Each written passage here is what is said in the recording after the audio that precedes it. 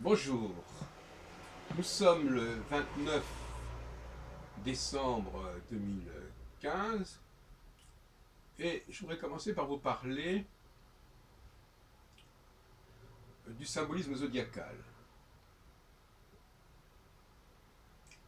Le symbolisme zodiacal, d'où vient-il? Certains vous diront, ils me diront, bah oui, il est attesté depuis longtemps. On retrouve les mêmes symboles zodiacaux dans des monuments, dans des synagogues, dans des mosaïques qui remontent très anciennement. Mais ça n'est pas, là, pour l'historien, une telle réponse n'est pas satisfaisante. Il ne s'agit pas de nous dire depuis quand ce symbolisme zodiacal, tel que nous le connaissons, existe. Il s'agit de savoir d'où il vient.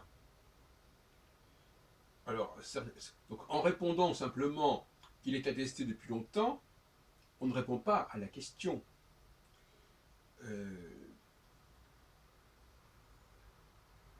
à moins d'imaginer que ce symbolisme zodiacal, en tant que tel, soit matriciel, si on peut dire, c'est-à-dire il est, il se suffit à lui-même et il est né en quelque sorte ex nihilo, ex abrupto. Il est évident qu'il a une origine, qu'il a des origines. Tout comme le symbolisme du tarot a également des origines. On peut aussi nous répondre pour le tarot, ben oui, mais le tarot, on le connaît depuis tant de temps. Oui, on le connaît depuis tant de temps sous la forme qu'on lui connaît, mais d'où il sort ce symbolisme tarologique, hein? Alors, je renvoie à une publication qui est en train de sortir à la Revue française d'histoire du livre, qui montre que le tarot emprunte fortement au livre d'heures, et notamment un de ses livres d'heures les plus célèbres, qui est le calendrier et compost des bergers. Le calendrier des bergers, dont, qui apparaît à la fin du XVe siècle.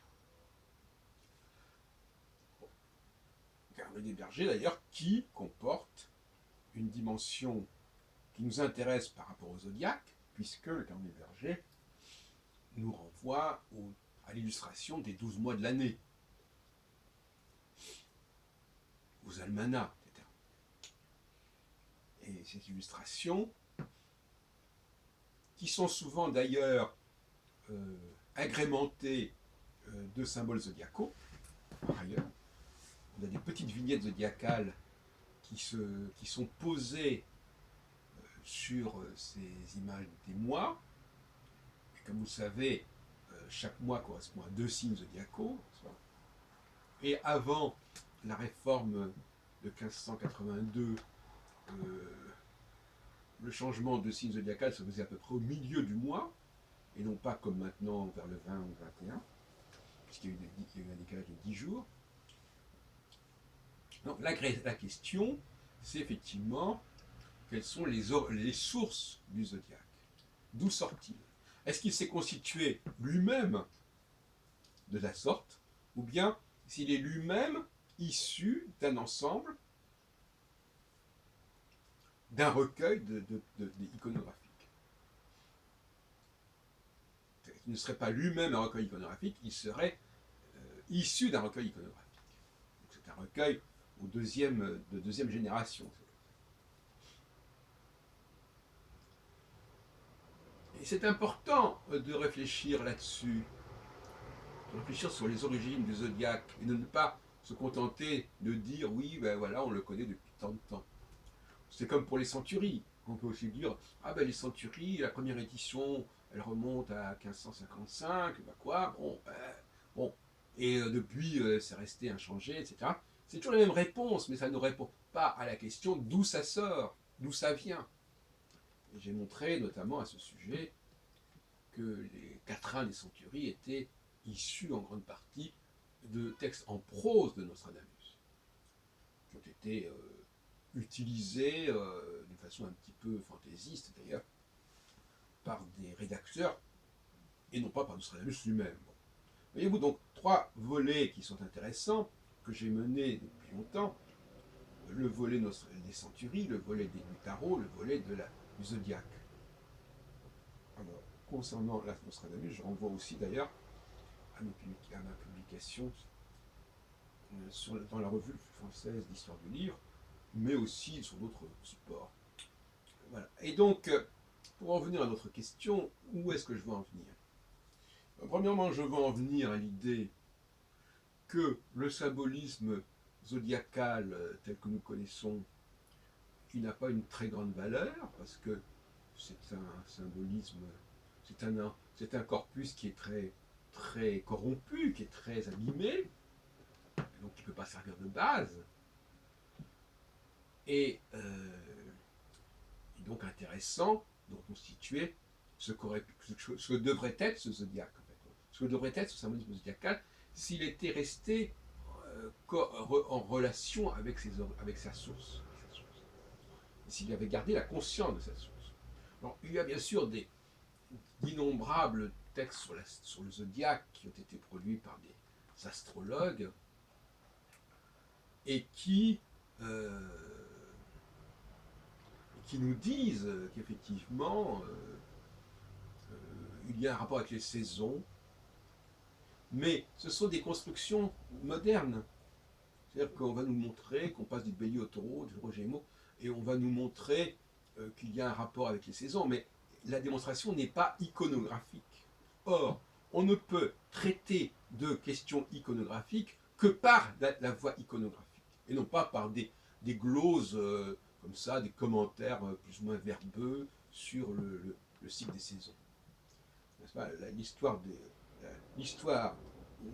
La question de la genèse de l'iconographie doit impérativement passer par l'iconographie. De la même façon que l'histoire de certains textes, les origines de certains textes, doit passer par le recours à d'autres textes où on retrouve les mêmes mots, les mêmes expressions. Tout ce qui est un peu trop comme ça, général, très vague, ça n'est pas recevable. Alors, qu'est-ce qui est corrompu? On ne va pas traîner trop longtemps sur ce sujet, qui est un sujet extrêmement vaste.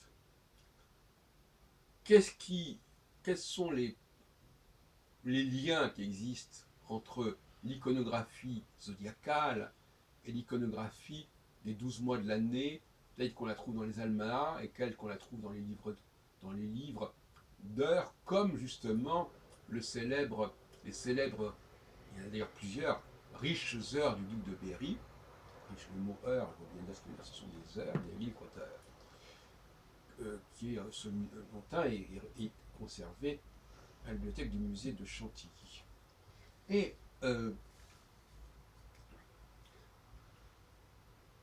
y a quelques connexions qui se perpétuent et qui montrent bien la connexion, la légitimité du rapprochement. Cela dit, il y a des esprits un peu malins qui vont nous dire, mais est-ce que ça n'est pas le contraire? Qui vont nous dire, est-ce que ça n'est pas le zodiaque, le symbole zodiacal qui serait à l'arrière-plan du symbolisme des 12 mois? Moi, ça m'amuse toujours, ce genre d'argument. Le débat est ouvert, on pourra en parler éventuellement lors d'un colloque à venir, hein, c'est pas un problème, c'est un sujet comme un autre. Alors je vais prendre quelques exemples, à la fois dans un sens et à la fois dans l'autre. Dans le sens des corrélations, je prendrai deux exemples, le Verseau et les Gémeaux. Le Verseau est un cas intéressant parce que, effectivement, le Verseau, on l'a souvent rapproché, à juste titre d'ailleurs, de Ganymède et de les chansons. E-C-H-A-N-S-O-N, les chansons des dieux, celui qui sert les boissons, le sommelier en quelque sorte, je sais pas, à la table des dieux. Mais ça peut être aussi les chansons à la table de n'importe quelle société. Et effectivement, le verso, c'est le mot même verso, veut bien dire ce qu'il veut dire, celui qui verse de l'eau. Alors, est-ce qu'il verse de l'eau? Est-ce qu'il verse du vin? Bon, on va en discuter. Probablement pas de l'eau d'ailleurs. Si on devait se référer à l'Olympe, ce serait plutôt de l'ambroisie. Mais, peu importe. Donc à ce moment-là, le Verseau, quel rapport a-t-il avec le mois de février, par exemple, enfin, l'hiver, pour ne pas être trop rigide? Demandez ça à un astrologue, il n'en sait rien du tout. Quel rapport? Alors, or, le rapport, il existe. Quand on regarde ces ouvrages que je viens de citer, on s'aperçoit qu'en hiver, les gens, ils sont à l'intérieur. Ils ne sont pas à l'extérieur, ils ne sont pas dans la nature. Donc c'est là qu'on voit des gens vivre chez eux à l'intérieur. Il y a une table, et puis les gens sont réunis autour d'une table, autour d'une cheminée éventuellement, et puis ils banquettent, ils sont dans la convivialité, et dans le compagnonnage. Ils partagent le pain, ils partagent la nourriture, ils partagent la boisson. Et par conséquent, le Verseau, c'est un signe de convivialité qui correspond effectivement à ce qui se passe dans les veillées hivernales où on se réchauffe. Voilà. Aucun astrologue ne sera capable de vous dire cela. Même ceux qui s'intéressent à l'ère du Verseau. Ça dit, c'est intéressant parce que la maison 11 du Verseau, c'est la maison des amis. Si disons, on rapproche la maison 11 et le 11e signe. Et les amis, c'est effectivement cette dimension de se retrouver entre amis autour d'une table. Bon, je vous dis ça en passant. Puis un autre cas qui est intéressant, c'est celui des Gémeaux. Dans les Gémeaux, on retrouve effectivement quelque chose de l'ordre de l'iconographie des Gémeaux au mois de mai, qui est effectivement le mois où le Soleil entre dans ce signe. Alors comme je disais tout à l'heure, maintenant il entre à la fin du signe, à la fin du mois, mais avant il entrait au milieu du mois.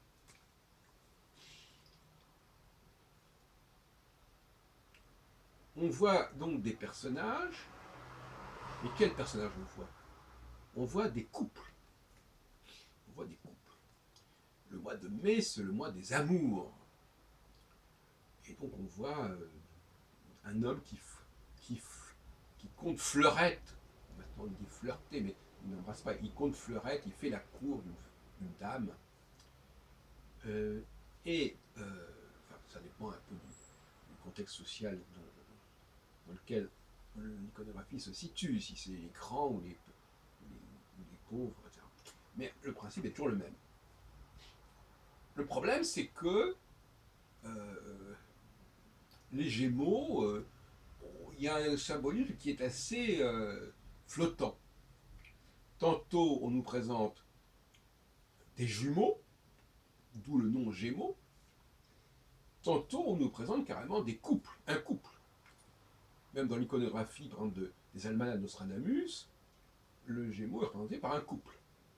Donc il y a un flottement, là, que beaucoup d'astrologues ignorent ce flottement. Et donc, c'est un problème parce que, par ailleurs, on doit savoir que la tradition astrologique, déjà attestée à l'époque de la tétrabible de Ptolémée, au IIe siècle de notre ère, associe les Gémeaux à Mercure.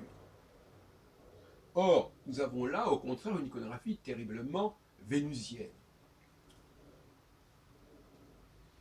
Mais la théorie des domiciles n'a jamais prétendu être en rapport avec l'iconographie zodiacale, pour dire les choses comme elles sont. Même si par la suite, des gens bien intentionnés ont voulu faire la connexion.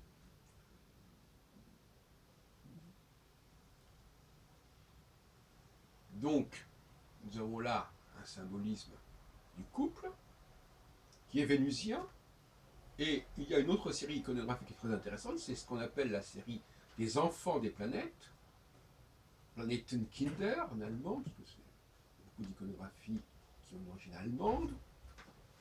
Et on voit bien que les enfants de Vénus, c'est-à-dire les personnages qui sont en rapport avec Vénus, ressemblent énormément aux Gémeaux.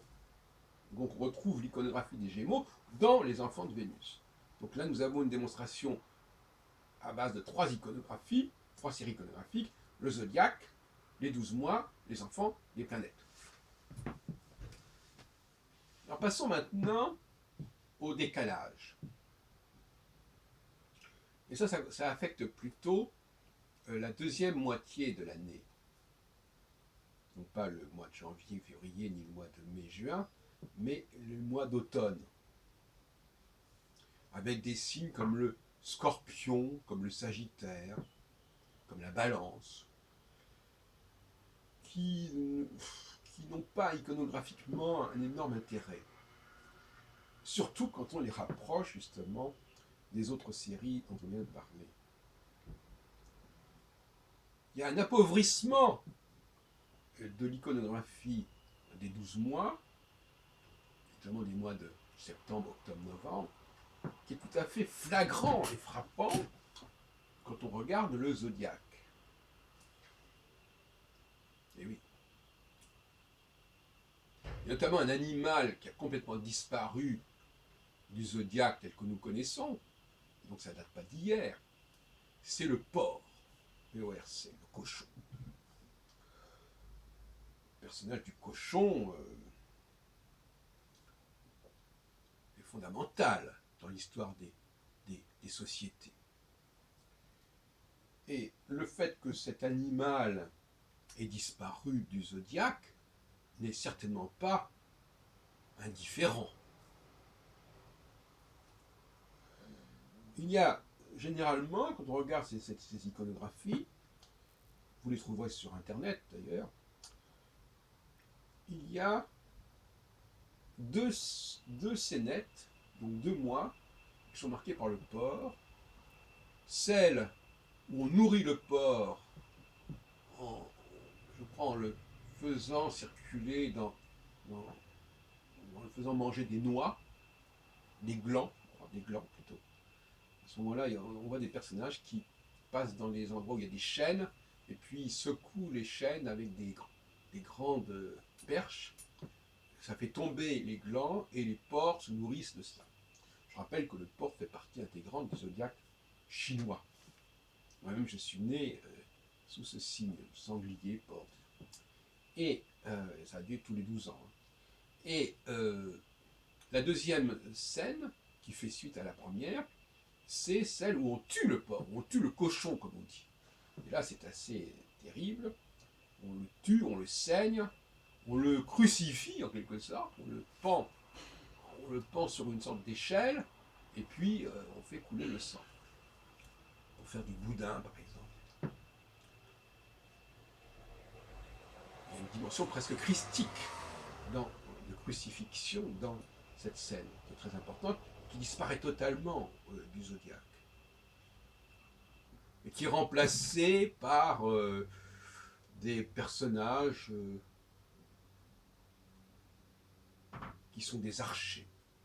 Moi-même, je suis du signe Sagittaire. Sagittarius, ça veut dire l'archer en latin. Ça ne veut même pas dire le centaure, c'est l'archer. Nous, en français, l'expression sagittale pour dire quelque chose qui est en forme de flèche. Donc, au lieu de voir le porc, on voit l'archer, le scorpion étant, comme l'a bien montré Alexandre Volgin dans le symbolisme de l'aigle, également une sorte d'archer. Parce que l'homme, l'archer qui bande son arc, c'est comme un scorpion et son dard, en quelque sorte. Donc, qu'est-ce que c'est que cette espèce de changement à ce niveau-là? Tout simplement parce que l'archer, c'est Hercule, et ses 12 travaux, si on veut, et que on a le chasseur et le chassé. Et donc on préfère nous parler du chasseur que de sa proie. Donc on nous montre le Sagittaire en train de bander son arc, mais on ne sait pas quelle est sa cible. Donc on ne sait pas ce qu'il vise. Et visiblement, c'est un signe très martien. D'ailleurs, Mars est représenté par une flèche. Bien qu'on ne rapproche pas forcément, d'ailleurs, le Sagittaire de Mars, curieusement. Mais on rapproche en mettant le Scorpion de Mars. Et on l'a vu, le porc, il est attaqué par le couteau du boucher, donc il est dépecé. Donc on a bien cette notion d'arme, de couteau, ce serait plutôt un couteau de boucher qu'un arc, d'une certaine manière. Enfin, c'est le même principe. Donc, le Sagittaire, c'est une sorte de boucher, en fait. C'est un boucher qui crucifie, en quelque sorte, sur une sorte d'échelle, le porc pour en tirer tout ce qu'il peut en tirer. Donc, voyez-vous, il y a donc là, je crois qu'on est très clair là-dessus, il y a une déperdition manifeste du symbolisme d'origine. Et les astrologues ne peuvent pas dire simplement « Ah oui, mais le zodiaque est attesté depuis tant de temps ».